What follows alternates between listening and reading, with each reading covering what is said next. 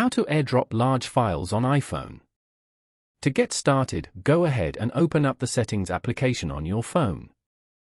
Once you're here, go to General as shown. Then, go to AirDrop. From here, select Everyone for 10 minutes. Now, go back and open up the Files app. Go to the Location section and tap on My iPhone or wherever your file is saved. Open any folder from here. Tap and hold the file you want to share, and then tap on the Share icon. Over here, tap on AirDrop.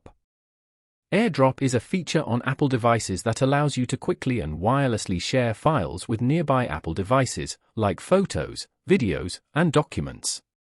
From here, choose the people you want to share the file with. You can now share this file with them without losing quality. Following these steps, you can easily airdrop large files on iPhone.